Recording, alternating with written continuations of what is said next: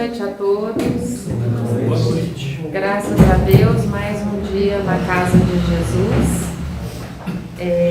Hoje quem vai falar conosco é o Carlos Gomes e ele vai falar sobre uma personalidade do Espiritismo que até a gente ouve falar pouco, né, Carlos? Da Amália Domingos Soller. Ele vai falar sobre a vida dela, uma grande personalidade espírita. Também queremos cumprimentar as pessoas que estão em casa. E a gente tem aqui no centro, logo na entrada, a programação, porque nós estamos voltando com algumas atividades presenciais. Então, quem tiver interesse depois, lá tem os dias e os horários certinhos, né? E estamos retomando, como eu falei, algumas atividades aqui presencialmente, outras continuam presenciais e também a pessoa pode acessar pela internet, né? Nós vamos aproveitar a oportunidade também e fazermos a leitura, porque a leitura ela começa também nos trazendo as mensagens que a gente está precisando ouvir. Então é um momento que a gente deve estar aqui presente realmente, esquecer dos nossos problemas, pelo menos por essa hora, e realmente absorver o que vai ser dito aqui, porque aqui nós vamos recarregar as nossas energias e voltar melhores para casa, para que a gente possa continuar a nossa luta do dia a dia.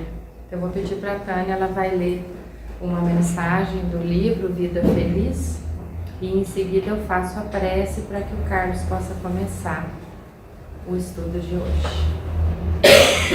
Na página Caído 106. A tristeza é mensageira do sofrimento. Não te prendas a ela, nem te permitas contaminar pelos seus miasmas. É certo que nem todos os dias são claros e ricos de alegria. Há ocasiões em que o sofrimento parece dominar os quadros da tua atividade. No entanto, examinadas as dificuldades e sentidas as dores, faze sol íntimo, afugentando a tristeza da tua mente, a fim de que mais facilmente superes os acontecimentos provacionais. O cultivo da tristeza abre campo a várias enfermidades da mente, da emoção e do corpo. Ótimo, obrigada. Então, quem se sentir à vontade pode fechar os olhos e vamos pensar nesse momento em Jesus, agradecendo imensamente essa mensagem que Ele nos mandou falando da tristeza, para que nós tomemos conta do nosso coração, para que ela não faça morada ali. É muito natural que com os acontecimentos do nosso dia nós fiquemos aborrecidos, às vezes entristecidos, mas que nós possamos ao longo do nosso dia sempre lembrar de Jesus, da sua alegria, da sua disponibilidade em servir, para que nós possamos nos espelhar dele todos os dias da nossa vida.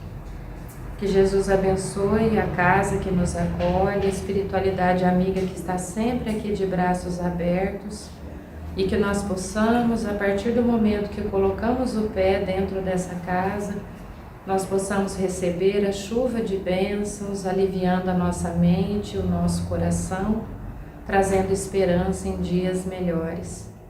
Que Jesus abençoe também o nosso irmão Carlos na explanação que ele vai fazer, com mais um modelo que nós possamos seguir, de pessoa que realmente dedicou a sua vida à causa espírita.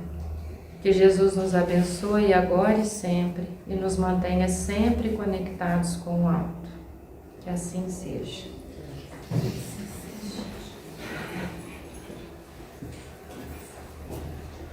Boa noite. Muito bom nos reunirmos aqui para nos aquecermos na luz de Jesus, no calor, no seu amparo. Não tem calor melhor. O cristianismo, ele levou praticamente 300 anos para se instalar na Terra, porque foram 300 anos de perseguição. Milhares e milhares de pessoas, de espíritos, sacrificaram a própria vida, muitas vezes com a própria vida, para que o cristianismo se implantasse na Terra muita perseguição, né? No Império Romano. E a Igreja Católica chama essas pessoas de santos, né? Muitos mártires. E o Espiritismo, há 166 anos também, tem se mantido na Terra graças ao sacrifício de muitos espíritos, e muitos nem sabemos os nomes, né? Muitos perseguidos, até alguns pagando com a própria vida também, para que nós estivéssemos hoje aqui livres para falarmos sobre o Espiritismo, sem medo de uma prisão, sem medo de uma perseguição, sem medo de uma fogueira. E a esses que nós podemos chamar de mártires do Espiritismo, precisamos, né, render as nossas homenagens contando a sua história, né, para mostrar que não foi fácil no início e que eles nos inspirem, né, e nós possamos perceber o quanto para a gente é fácil hoje, né, mantermos essa chama acesa do Espiritismo na Terra, embora às vezes achemos difícil, né? Às vezes por pouca coisa desistimos, paramos de ir a uma casa espírita, paramos de querer seguir essa doutrina consoladora, por um milindre, né? Por uma palavra que não gostamos de um companheiro, por um cansaço, por uma temperatura mais baixa, né? Tudo é sacrifício e precisamos conhecer quem realmente se sacrificou. Então eu trago hoje a história, né? Como a Eliane falou, nem todo mundo conhece. E para quem conhece, é sempre bom reforçar, né, que é a Amália Domingos Soler, principalmente por ser uma mulher. Então vamos ver o que podemos aprender com ela.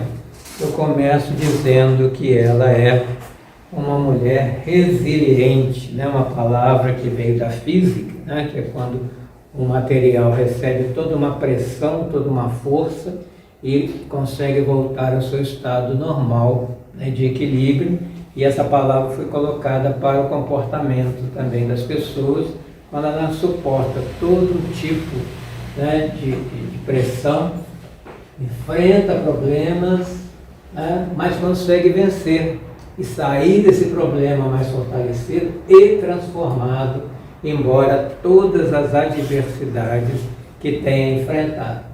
Então, resistir a essas situações adversas é o que se chama de resiliência. Então, Dona Amália foi uma mulher resiliente. Vamos ver aqui um pouco da sua história, que é do começo do século XIX.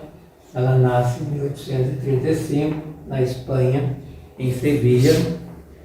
Uma época ainda bastante conturbada, né? Precisamos lembrar da história, como é que estava a Europa nesse início do século XIX, ainda, né, os reis lá lutando por um lugar, né, para ocupar a cadeira de um rei que tinha desencarnado. Então haviam lutas, guerras, conflitos também com a igreja. Então estava uma sociedade já adversa para a chegada dessa estrela Amália. E é interessante que, ao ver a sua história e de tantos outros, né, que nós estudamos, e eu gosto muito de ler biografia, por que, e fica o questionamento, o espírito superior vem para sofrer tanto, né, vem com tanta dificuldade, com tantas barreiras, para deixar a sua marca, né? Se estudarmos a história dele, sempre é assim. E o dela não foi diferente, né? Então precisamos ter respostas para isso. É preciso sofrer para evoluir, ou esse sofrimento, essas barreiras são para ver até que ponto queremos realmente, somos capazes de fazer, de exercer o nosso planejamento, né? E até que ponto conseguimos nos desapegar da matéria totalmente, vencendo isso tudo e indo para um lugar onde tudo é espiritual, o sentimento, o pensamento é que importa, é que interessa. E por que não está acontecendo isso conosco agora, hoje, né? Nessa nossa existência? Somos privilegiados, ou ainda não estamos fortes e resilientes o suficiente para passarmos pelo que eles passam. Né? Chico Xavier, Eurípides Passanufo, Caribachudo, qualquer um, Nália Franco, tantos, né, que nós estudamos, não foi fácil para nenhum deles. Mas não fiquemos tão alegrinhos, porque nós também vamos passar por isso quando estivermos maduros para isso. Né? Por enquanto estamos estudando aqui a teoria, para que quando a gente for chamado, a gente já saiba dizer sim. Né? Então ela nasceu pobre, né? Em condições bem precárias. O seu pai, como era, né, haviam guerras à época, como eu falei, ele foi chamado para uma dessas guerras e não voltou. Então era ela e a mãe dela somente no mundo. Né? Então ela se alimentava do amor da sua mãe, viviam juntas uma para a outra. A sua mãe, ela dava tudo, né, o que ela precisava, e além dela nascer pobre, estar somente com a mãe, nasceu com uma grave doença na vista. Aos 8 dias ficou praticamente cega. E a mãe desesperada, né? Como é que ela fica sozinha, pobre, com uma filha cega, com 8 dias? E vai em busca de socorro, e nessa hora é para a gente ver na história que não devemos nos desesperar, porque a espiritualidade está presente, né? E coloca as pessoas certas no nosso caminho para nos auxiliar. E ela achou um farmacêutico que foi tratar da vista e ela recuperou a sua visão. A sua mãe, para, né, ter algum sustento, ela se tornou costureira. Né? Costureira não ganhava muito a essa época, e costurava, né, até altas horas para manter a ela e a essa sua filha. A Amália não foi à escola, né, não tinha condições, e a mãe dela ensinou a ler e escrever. Aos 5 anos ela já sabia ler e escrever, e aos 10 anos ela escrevia poesias. Né? Ela era católica, mas a Amália não se identificava com essa religião. Tanto que um dia, quando ela estava no seu processo de catequese, junto com um religioso, quando eles estavam conhecendo, né, um local lá da igreja onde tinha algumas joias expostas, ouro, ela já estava ali com seus 15 anos, mas por que essas joias estão aqui, onde ninguém vê, e a pobreza lá fora, como todo mundo vendo? Não pode uma coisa ajudar a outra? E o religioso falou para ela assim: você realmente é da parte dos hereges. Né? Então ela não tinha como ficar, né, numa religião que a chamava de herege por causa do seu pensamento diferente. Então aos 10 anos ela escrevia poesia, que era uma forma de desabafar, né, tudo aquilo que ela estava vivendo. E aos 16 anos a mãe, a única, né, que cuidava dela, desencarna. Por isso que a gente vai vendo, né? Parece que cada hora a coisa piora para esses espíritos superiores, mas é justamente para ver até que ponto, né, a gente resiste. E, à época, uma mulher sozinha, né, o que restava para ela? Aí as amigas da mãe foram aconselhar, e também os tios, que ela não convivia muito, mas como era irmã do pai, eles acabaram acolhendo, ficaram alguns meses com ela, e já estavam, né, planejando o futuro dela. 2 opções: mulheres, pensem se vocês no lugar dela. Ou iria para um convento, coisa que ela não admitia, porque ela não concordava com a religião, ou se casava. Eles até estavam vendo um homem mais velho para casar com ela, para sustentá-la o resto da vida. Ela não aceitou, porque ela não aceitou casar sem gostar, né, só para garantir o seu sustento. Então não tinha outra opção, né? Como vocês se sentiriam, mulheres presentes, no lugar de Amália? Ia se revoltar, ia à luta, né? Ou ia aceitar? Pensem por um minuto. Então vamos contextualizar, Rosana, como é que era na época lá. A legislação espanhola no final do século XIX dizia que a mulher casada, por isso que ela não quis casar, não podia dispor de autonomia, né, ou de trabalhar, menos ainda de independência econômica. Seus bens deviam ser administrados por seu esposo, e a transgressão podia ser punida com prisão.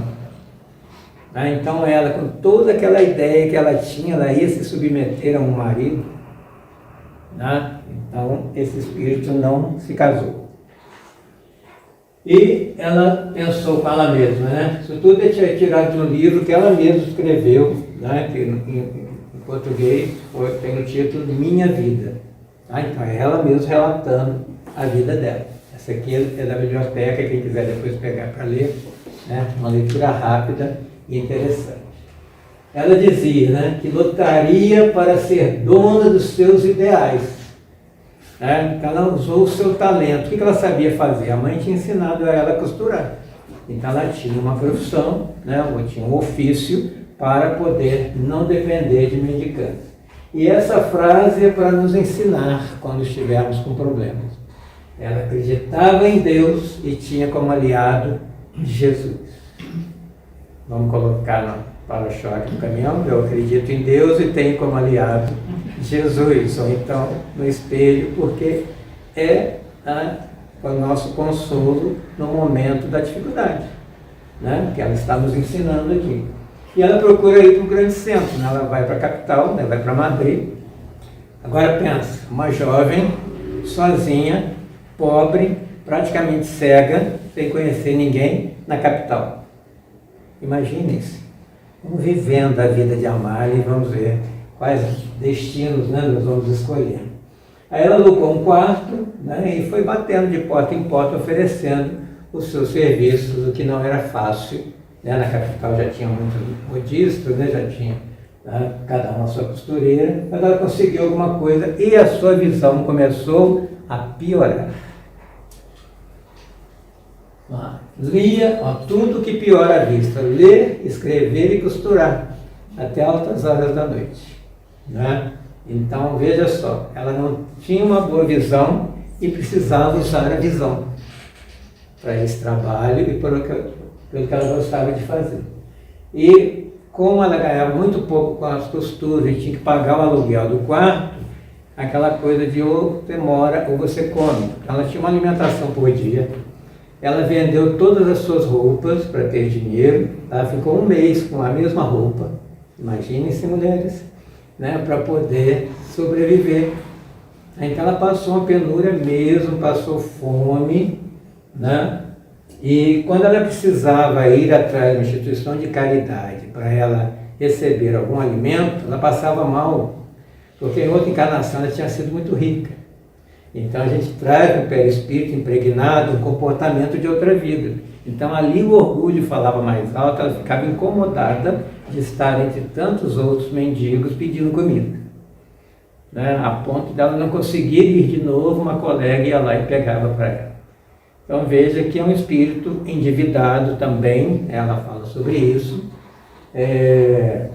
E quando a gente vê espíritos assim, né, são missionários, mas ao mesmo tempo estão resgatando débitos. E aceitaram, né? Dá uma outra lição para a gente, né? É muita coisa que a gente fala assim, na outra eu resgato, na outra está só acumulando, né? Aí a gente vem como missionário, que fica tão endividado que tem que resgatar tudo numa vida só. Então ela tem vários débitos que ela fala, né, na biografia dela, e que nessa ela conseguiu resgatar. Então o que aconteceu com ela lá? Sozinha, numa cidade grande, aquela amargura de vida que ela estava levando, a desilusão com tudo e com todos, o cansaço, agora aquela frase que eu sublinhei já não estava valendo mais, ela tinha perdido a fé. E quando se perde a fé em Deus e na vida, dá vontade de morrer.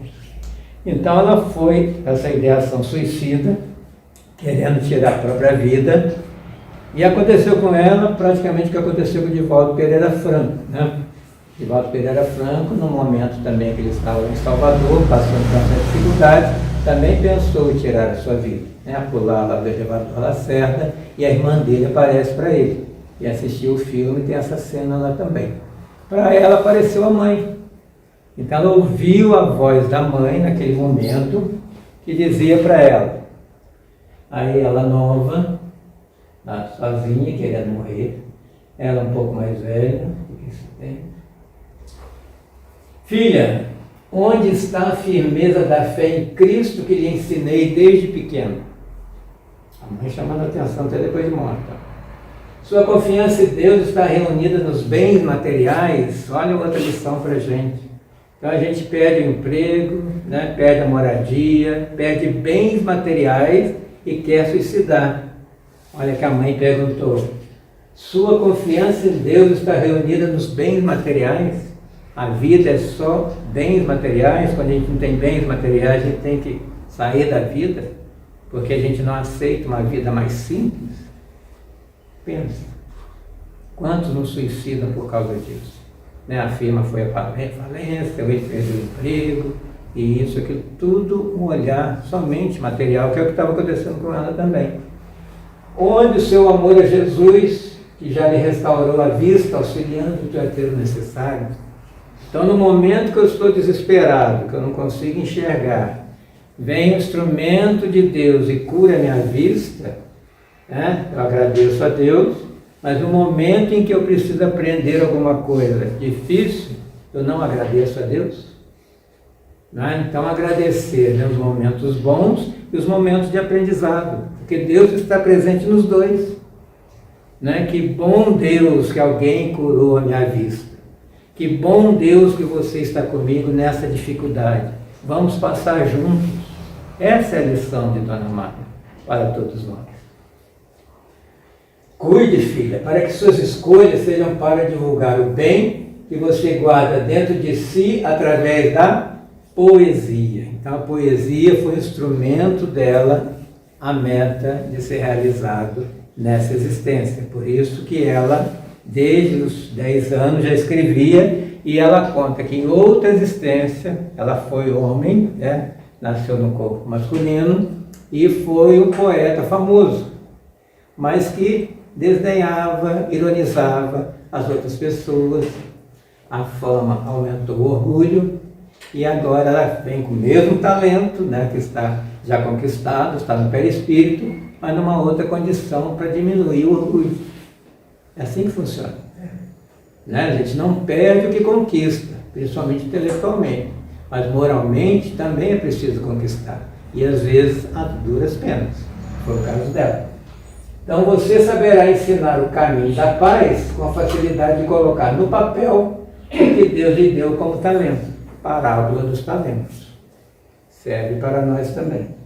Qual o talento que viemos desenvolver na Terra nessa existência? Já estamos colocando em prática, começando em casa. Continua a mãe falando, ela ainda meio perturbada, o que é aquilo, que ela ainda não tinha, né, tido essa experiência mediúnica. Sim, minha filha, sou eu mesmo, pedindo permissão aos instrutores espirituais, outra lição para os espíritas, né, que só aparece aqueles que têm autorização, por vê-la tão desesperada e com receio de praticar esse ato indigno, é que aqui estou. E aí orienta, procure uma igreja para onde seu coração possa abrigar. E ela foi. Né? Depois disso, depois dessa lição, vamos obedecer mamãe.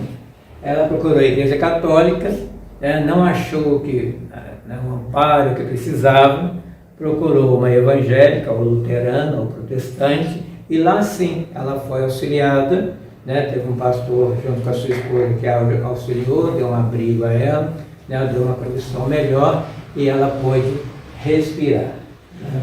Conseguiu a tranquilidade e voltar a ter fé em Jesus. Engraçado, a gente volta a fé quando tudo está bem, né? Essa é a lição para nós também. Olha, a coisa não está bem, não quero mais Jesus. Olha que a coisa está bem, não, agora eu já posso agradecer porque está tudo bem para mim. Com a visão aí a visão volta a incomodar. Uma colega dela falou assim, eu conheço um médico homeopata, né, que pode te ajudar. E ela não estava aceitando muito, até que ela foi convencida e foi até esse médico homeopata. Ele fez um tratamento com ela e ela ficou melhor da vista. Mas a vida inteira ela sofreu esse problema de visão. E esse médico, Aí se tornaram amigos, né? Porque ela ia lá várias vezes. Ele disse a ela o seguinte: eu não gosto de religião, não tenho nenhuma religião. Mas a minha esposa recebe um jornalzinho lá em casa de um pessoal meio louco aí, que chama uma religião, né, de espiritismo, que conversa com os mortos, né? Não sei se ela contou para ele sobre a mãe dela. Né? Eu vou trazer um jornal para você conhecer.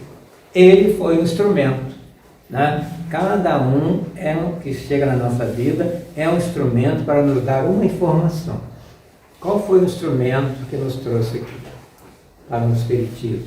Né? Com uma informação. Né? Onde que é o núcleo? Ali, Beira do Rio. Uma informação traz a pessoa aqui. Né?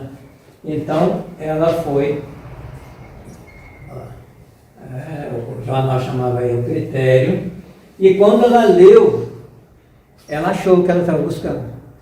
Isso aconteceu com Bezerra de Menezes, né? Aconteceu com vários outros, Eurípides Barçanufo, e com muitos de nós. Você lê, nossa, é isso.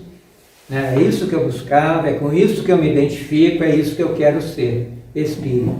Então aconteceu com ela também. Ela se identificou quando ela leu esse jornal, aí começou a pesquisar, né, sobre a doutrina, lendo os artigos, e viu que ali tinha um alimento, né, maior do que aquele que ela estava recebendo lá nas instituições, que alimentava sua alma como um conteúdo reconfortante. Aí entra essa nossa responsabilidade aqui, quando recebemos as pessoas e temos que reproduzir o alimento do Espiritismo, porque é isso que a gente vem buscar aqui.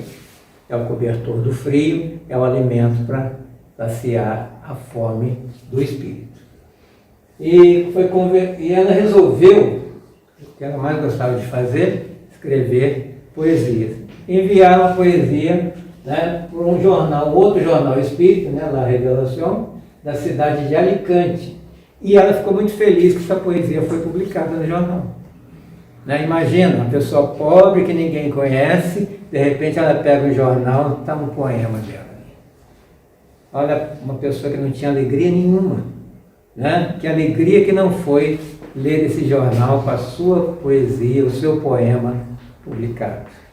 São essas pequenas alegrias, né, que vão sendo as luzinhas da nossa caminhada para a gente chegar à luz maior.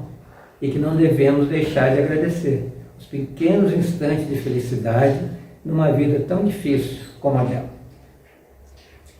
E aí ela foi aprofundando, né, os estudos, e aí ela envia para esse, né, o Critério, que ela não tinha enviado ainda, um artigo, aí já não é nem mais um poema, né? La Fé Espiritista, e é publicado em 1872, 3 anos depois da desencarnação de Allan Kardec.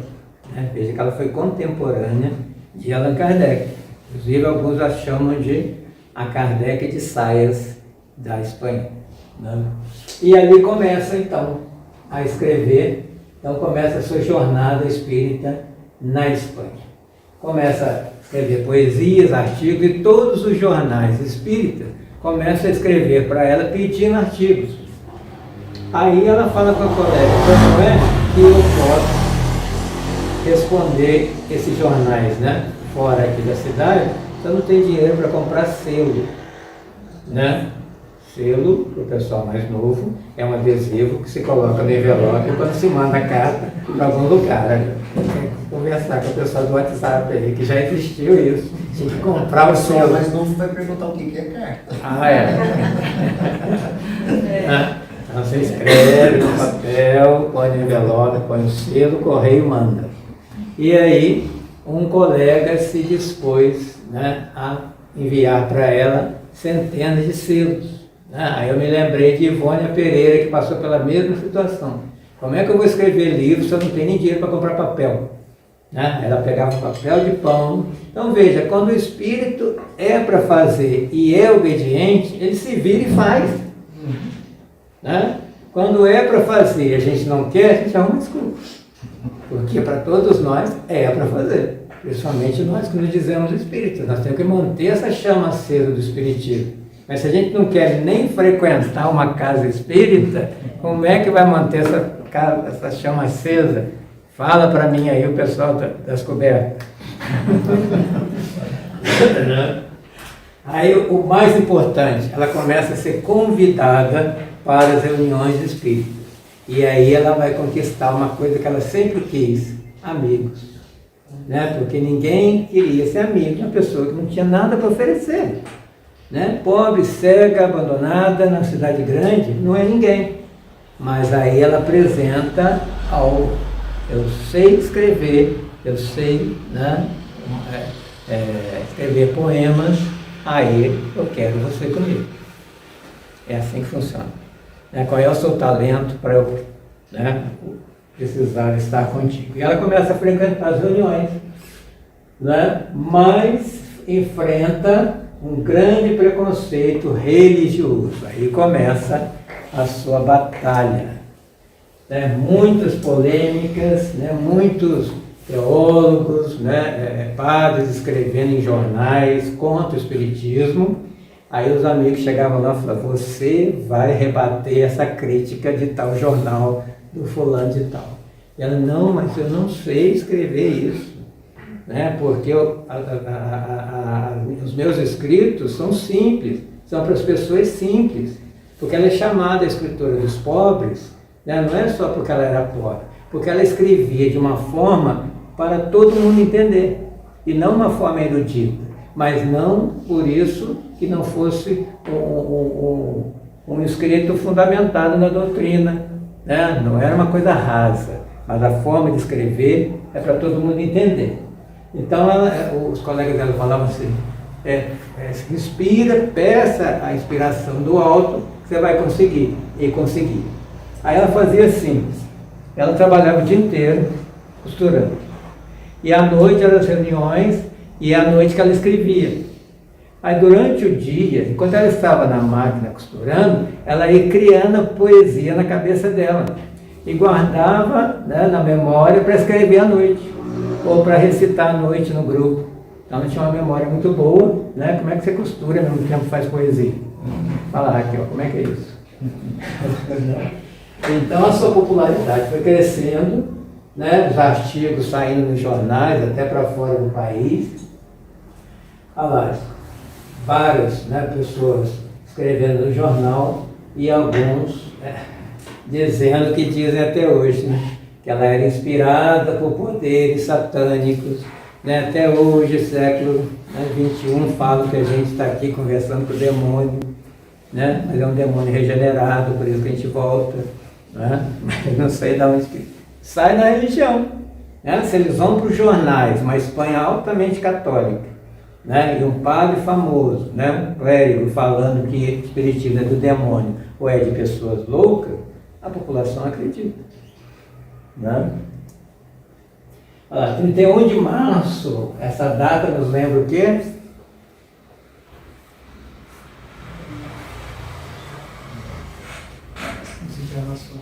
Desencarnação de Kardec? Havia quanto tempo que ele tinha desencarnado? 1869. 6 anos, E ela é convidada para homenagear, olha só, homenagear Allan Kardec na data da sua desencarnação com um poema. Inclusive nesse livro tem um poema, é bastante grande, está em espanhol, mas fala, muito bonito, falando para ele. E o título foi La Memoria de Allan Kardec. Amália ficou conhecida como a poetisa das violetas e cantora do espiritismo, também a escritora dos pobres. Você não vai declamar em espanhol para nós hoje aqui? No final, vai trazer uma surpresa. Traga uma surpresa, agora eu não vou fazer mais. Aí ela vai para uma outra cidade, Alicante, onde tem um jornal que ela auxiliava, começou a fazer as palestras, vai para uma outra cidade, Murcia, e volta o problema da visão. Sempre o problema da visão perseguindo. Quando ela resolve morar em Barcelona, nessa época estava crescendo, economicamente, até mais do que Madrid, e em Barcelona ela é recebida, pelo Luiz, um amigo que ela faz lá, do grupo espírita, e ele a hospeda na casa dela, era casado com 2 filhas, e E ela falou, não, mas eu vou trabalhar, eu não vou, né, dar despesa para você. E ela falou, não, do jeito que você está com a vista, dentro de um mês você estará cega se quiser ficar costurando. Então nós vamos te dar abrigo, alimento, tem um quartinho aqui, tem até uma escrivaninha, você vai só escrever. Né? Então com muito custo ela acabou aceitando e vivendo, né, com essa família, né, uma família de poucas posses, mas trabalhadores que a auxiliaram bastante. Aí ela começou a escrever, né, frequentar esse círculo, né, La Buena Nueva, melhora a sua renda como costureira, né, aí começa a aumentar a cegueira e não deixa ela costurar mais. E a igreja, como sempre, atacando o espiritismo. Aí Dom Vicente Manterola publica vários artigos, né, no jornal, lá em Catalunha, e ela é chamada então para rebater esse senhor, que era bastante famoso. Ela escreve 46 artigos, né, combatendo esse senhor, e que depois vira livro. Né, tem um livro que tem esse título, né, combatendo, né, os artigos do senhor Manterola. Depois o outro, né, clérigo também, começa, aí não conseguindo, né, difamar o espiritismo, ele vai no pessoal, começa a difamar a Amália como uma mulher que mora sozinha, que não é casada, então acaba sendo mal vista para aquela sociedade em que as mulheres tinham que ser casadas para serem bem vistas. E o que ela responde? A esse particular, né, pessoal, nenhuma resposta terão, porque quem duvidar dos meus passos é só seguir o procedimento com que levo a minha vida. Por mais que se esforcem, não terão provas que ofendam os bons costumes da época. Esse é o papel de um espírito, né? Viver de tal maneira que as pessoas possam olhar a nossa vida e não ter do que falar. A minha preocupação é defender os princípios cristãos, e a isso o clero deixa a desejar. Né? Dizendo isso num jornal. O clero atacava o espiritismo porque por que eles atacam o espiritismo até hoje? Esse ganhava simpatia de muitos religiosos, e isso para os sacerdotes é uma imensa ameaça para a igreja. Né? Então o medo é que os fiéis venham aqui, conheçam o espiritismo, gostem e deixem de frequentar lá. Esse é o medo que faz com que inventem histórias para as pessoas não chegarem até aqui. Ou não. E em 1879 acontece o seguinte, esse Luiz, né, ele chega com ela, com o colega, né, e fala assim, nós temos uma proposta para você lançar o seu jornal. Você vai dirigir o jornal e vai lançar, né, e ela, mas como que eu vou fazer isso, né, ainda muito humilde? Não se preocupe, né? Esse colega aqui, que é Torrentes, o nome dele, ele vai arcar com as despesas, eu, Luiz, vou divulgar e você vai escrever. Né? E aí é lançado lá, Luz del Porvenir, né? Que ela dirige por 20 anos, depois ela entrega para ela. E o que ela quer com esse jornal? Que quem escrevia os artigos para o jornal eram as mulheres. Só mulheres escreviam o artigo, as mulheres começaram a trabalhar lá, né, no jornal, para ela dar liberdade às mulheres da submissão masculina. Ela era uma feminista também. A sua época era contra, né, a escravatura, que ainda existia, e vários outros temas. Então está aí a capa do jornal. Né? Aqui a gráfica da época, né, bastante ainda muito precária. E esse periódico era distribuído para muitos lugares distantes, né? Também para as pessoas, né, que estavam encarceradas, hospitalizadas, e todos para terem acesso àquela escrita simples de Amália. Só que no primeiro, né, no lançamento, no primeiro volume, ela escreve um artigo intitulado A Ideia de Deus, que era diferente da ideia católica de Deus. E como a igreja tinha todo um poder, né, na região, esse jornal foi suspenso logo no seu primeiro volume por 42 semanas, né, por causa desse artigo. Aí o que ela faz? Lança um outro jornal.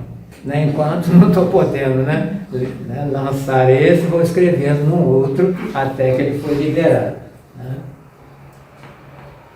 Então, o seu objetivo era levar esperança aos corações doloridos e desconsolados, que ela conhecia muito bem. Então, como foi um alimento para ela, ela queria distribuir esse alimento, com os demais. Ela foi a mulher mais comentada na época em Barcelona, né? Principalmente nos meios espíritas, valorizando a mulher e o seu trabalho diante do Cristo.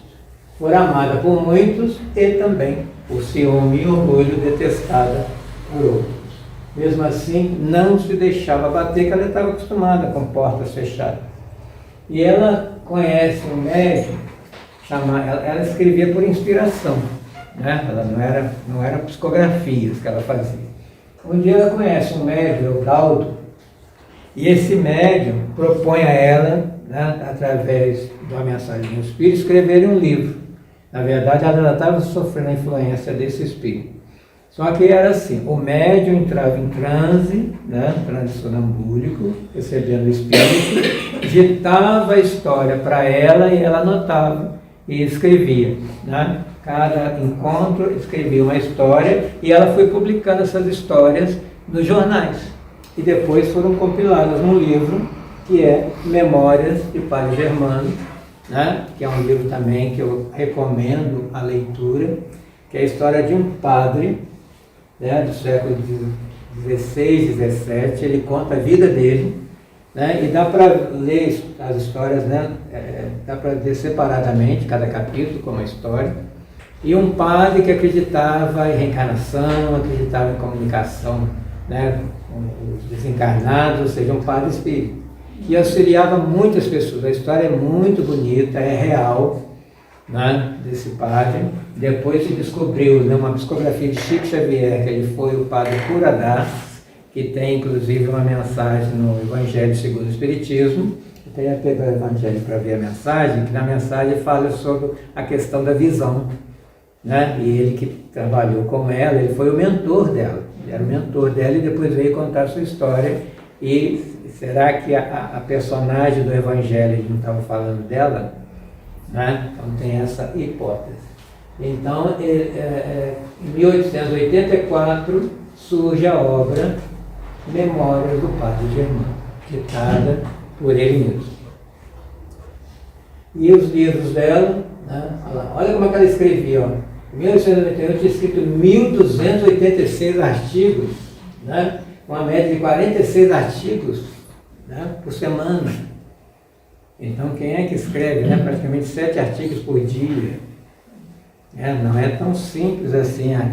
Quem trabalha o dia inteiro só escreve à noite com a vista, né, muito debilitada. Hoje a gente nem lê essa A gente nem lê um artigo, né? Ainda mais escrever 1.286 para quem não foi nem à escola. Então veja, quando o espírito conquista, ele leva essa conquista para outras encarnações. Olha que ela ouviu de uma espírita: tu, que apenas vês a luz do sol, darás muita luz a muitos cegos, e já que conheces quão triste é a cegueira, encarrega-te de curar os que não querem ver. Então, o papel dela foi esse: dar luz àqueles que não aceitam a luz de Jesus, né? Que eram artigos cristãos. E ela dizia assim mesmo: vamos ao trabalho, amada, que muito deves, e é justo que aproveites o tempo em favor de todos. Não podemos dizer isso todas as manhãs? Vamos ao trabalho, Carlos, que muito deves, e é justo que aproveites o tempo em favor de todos enquanto estás aqui encarnado. Essa é a lição também para todos nós. A gente não está aqui em férias, estamos porque somos devedores, né, de todos, né? Somos devedores uns dos outros e temos que pagar o que devemos. Eu não me reencarnara com o propósito de fruir os prazeres do mundo. Lembro de Dona Ivone também. Vim saldar as dívidas que tanto molestam o espírito quando este se encontra em liberdade. É o que os espíritos nos contam. Do outro lado, né, a nossa visão, nossos sentidos ampliam. E aquele remorsozinho, que encarnado era um remorsozinho, por algo que fizemos e sabemos, se torna grande, se torna um monstro, que a gente tem que correr dele. Como é que corre? Não, eu prometo que eu vou, né, resgatar, né, que eu vou fazer diferente agora. E é isso que ela fala. Essas dívidas molestam o espírito quando ele está em liberdade do corpo. Então a gente está de cara com aquilo que devemos melhorar, ou seja, de cara com a gente mesmo. E em 1900 escreve 8 fascículos de jornais, depois ele se transforma num livro, né, Te Perdono, que no Brasil recebeu o nome de Perdoa-te, também encontrado até hoje, a FEB edita.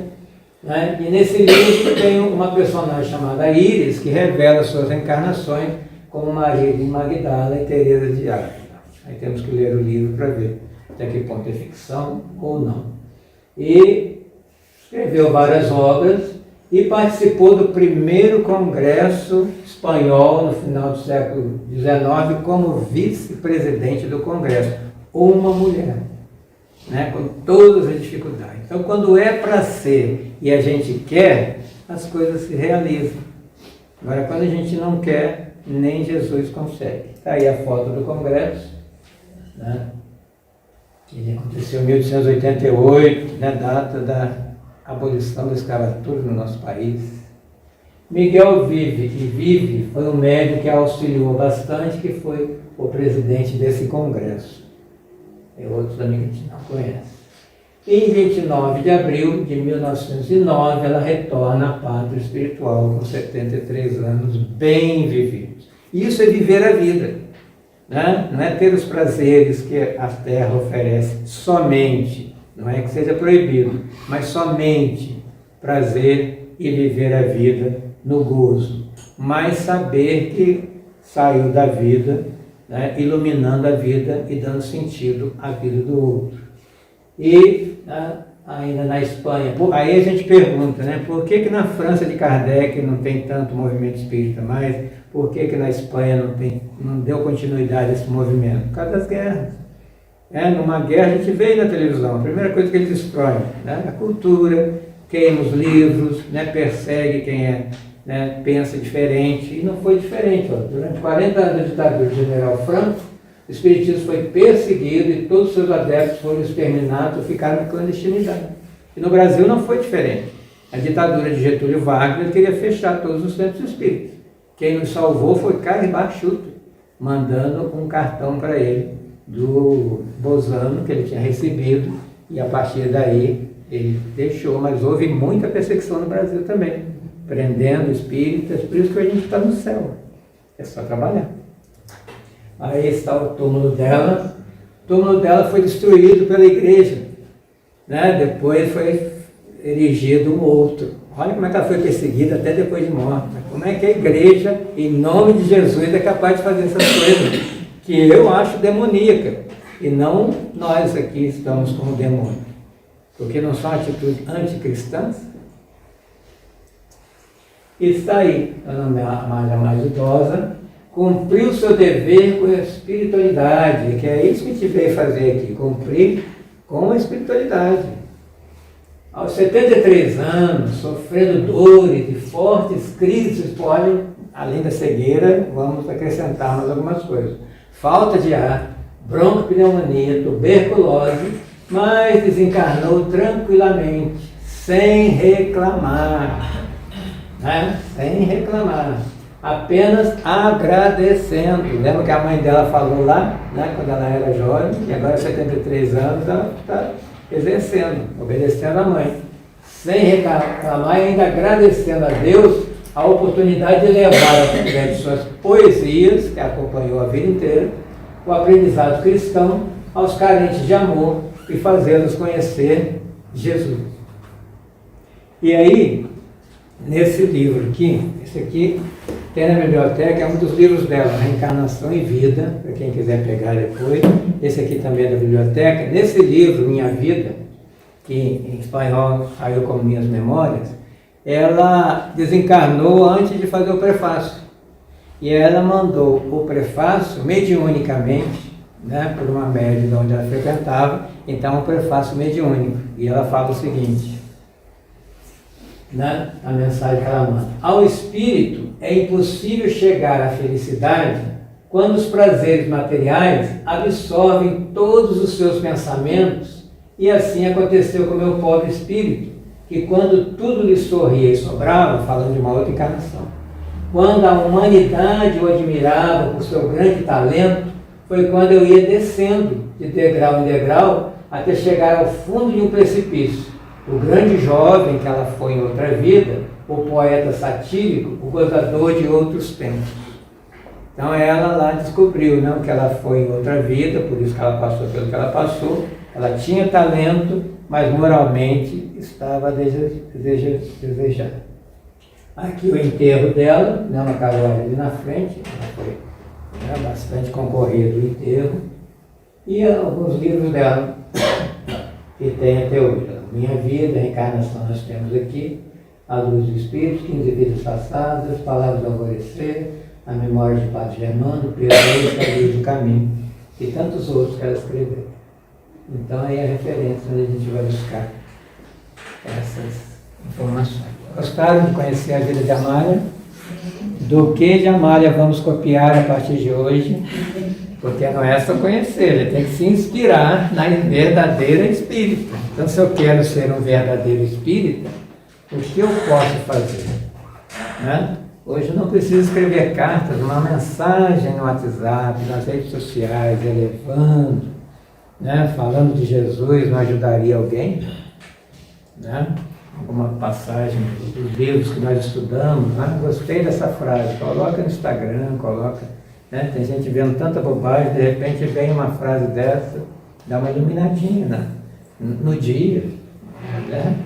Dá para fazer pequenas coisas todos os dias que se tornam grandes. São pequenos artigos que ela escreveu que se tornaram livros e estão aí até hoje.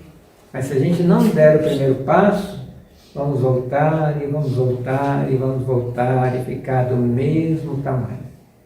Vocês não têm medo disso? Não? Então tá. Vamos fazer tudo igual, não? Ô Carlos, eu devo dizer que o Memórias de Padre Germano foi o primeiro livro espírita que eu li. Não tinha lido nada ainda, nem de Kardec, nem de nada, mas marcou muito a minha vida, porque a partir dali dá uma necessidade de conhecer mais coisas. Era adolescente ainda, mas marcou muito a minha vida. Memórias de Padre Germano. É muito bonito e é gostosa a leitura, né? Nem fácil. Mas porque...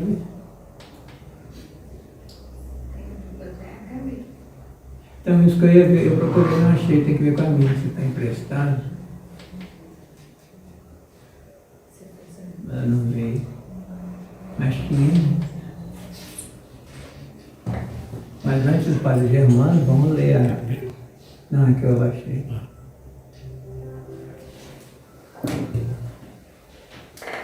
Esse aqui é uma leitura rápida. Eu li de novo esse final de semana, em 2 dias você lê, gostei a vida dela, está aí na biblioteca. Então vamos agradecer a Deus.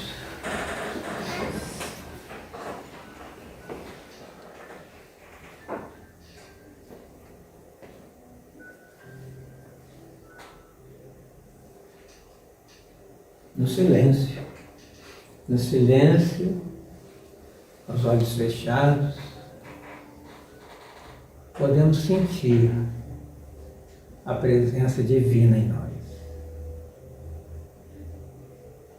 Esse Deus que fala em nós do amor, que nos inspira, nos faz levantar todos os dias com a claridade da manhã, que nos apresenta a noite para nos acalmar e descansarmos o nosso corpo na esperança de um novo amanhecer, que nos permite fazer amizades e amar nossos amigos e amigas, porque queremos estar juntos, queremos olhar para eles, queremos saber como eles estão. E permitir que nos encontremos aqui todas as semanas para lembrar desse Jesus amigo que está sempre conosco. Queremos agradecer por conhecer a vida desta mulher, desse espírito que hoje é um sol na espiritualidade e continua trabalhando no movimento espírita espiritual, para que a chama de Jesus, envolvida na lenha do Espiritismo, possa se manter acesa, aquecendo corações, iluminando caminhos e nos permitindo ser felizes em encontrarmos a doutrina nessa existência e saber que a morte não existe, que estamos todos juntos, em pensamento e sentimento, e ter a certeza desse amor divino que nos envolve, por fora, por dentro, e dizer sorrindo, graças a Deus.